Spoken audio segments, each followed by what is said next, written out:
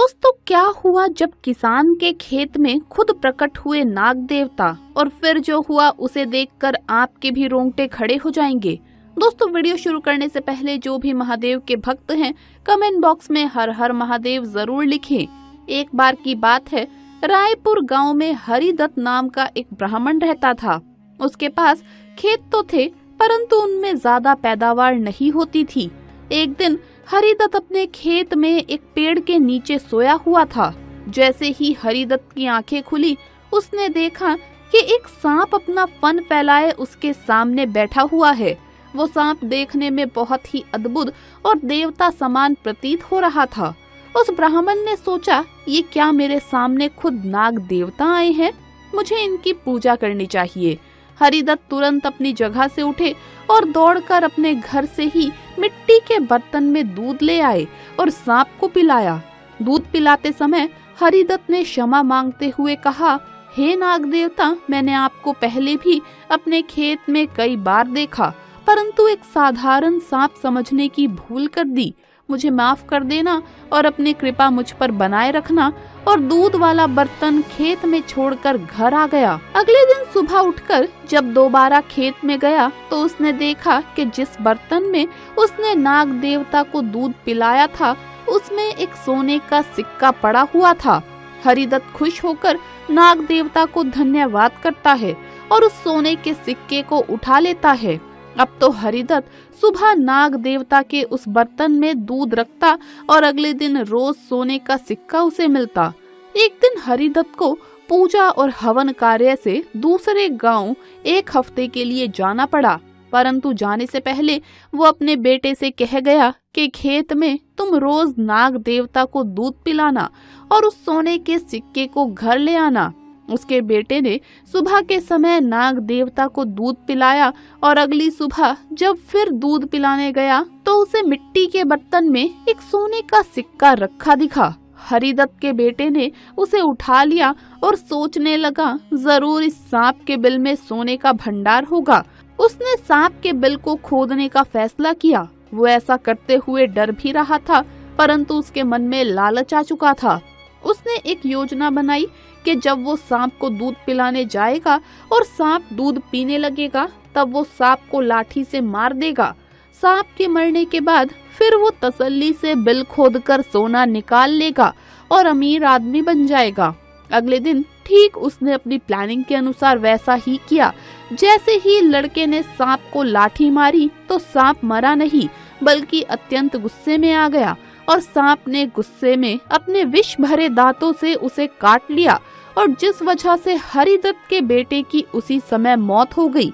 हरिदत्त जब वापस लौटा तो उसे अपने बेटे की गलती पर बहुत दुख हुआ। इसीलिए तो कहते हैं कि लालच नहीं करना चाहिए। हमारे पास जो भी है हमें उसमें खुश रहना चाहिए और हमेशा परिश्रम करते रहना चाहिए। दोस्तों, पुराणों में भी ये बात साफ साफ उल्लेखित है कि सर्प मानव होते हैं जिन्हें हम इच्छाधारी नाग नागिन के नाम से जानते हैं। धरती में कई जगह पर लोगों ने अपनी आंखों से देखा है। आप भले ही इच्छाधारी नागों के होने पर विश्वास करें या ना करें, परंतु ये दुनिया जितना आप जानते हो उससे कई ज्यादा जटिल है और चमत्कारों से भरी है। और ऐसा ही एक चमत्कार दिखा झारखंड में, जहां जब एक नागिन ने गाय को बचाया और जो गाय को काट रहे कसाई थे उनके साथ जो किया, सुनकर आप भी हैरान रह जाओगे। तो दोस्तों, इस सच्ची घटना को सुनने से पहले जो भी महादेव के सच्चे भक्त हैं वीडियो को लाइक कर सच्ची श्रद्धा से कमेंट बॉक्स में हर हर महादेव जरूर लिख दें। दोस्तों, हम बात कर रहे हैं झारखंड के प्रतापगढ़ में रहने वाले सुरेश जी की। सुरेश जी अपनी पत्नी सुमित्रा के साथ अपना घर बार चला रहे हैं। सुरेश और सुमित्रा दोनों ही महादेव के परम भक्त हैं, साथ ही दोनों पशु प्रेमी भी हैं। उनके पास 2 गायें हैं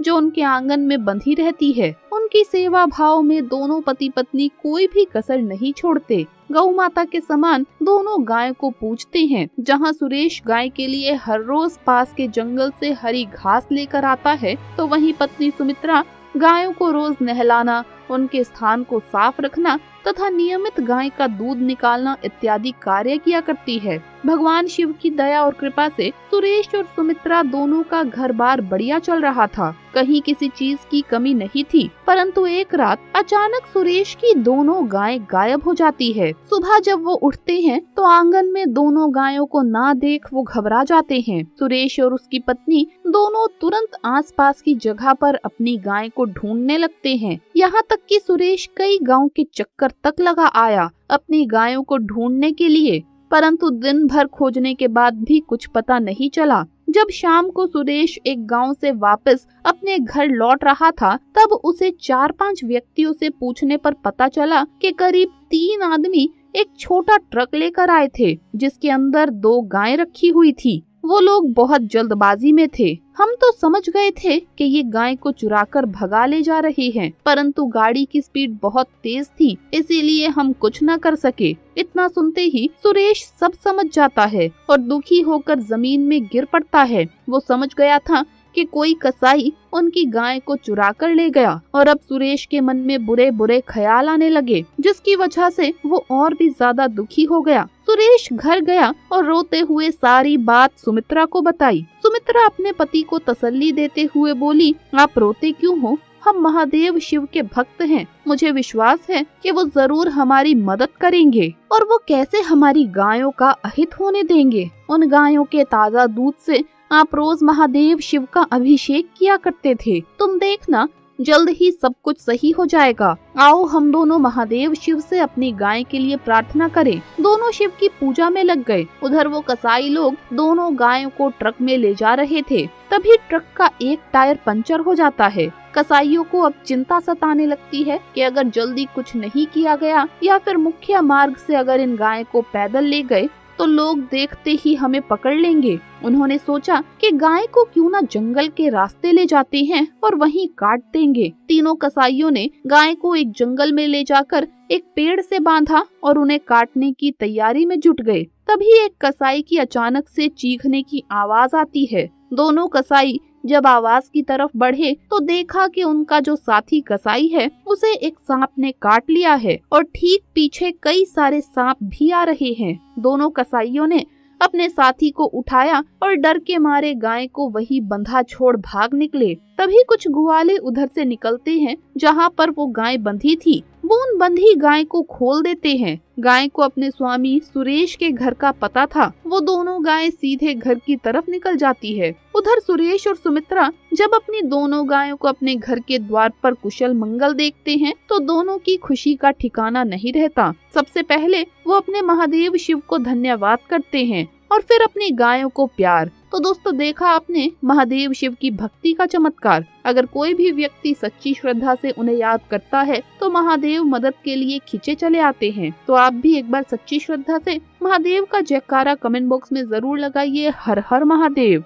दोस्तों वीडियो अगर अच्छा लगा हो तो इसे लाइक करें, अपने दोस्तों के साथ शेयर करें और हमें सब्सक्राइब करना ना भूलें। जल्द मुलाकात होगी अगली वीडियो में। हर हर महादेव, जय भोलेनाथ।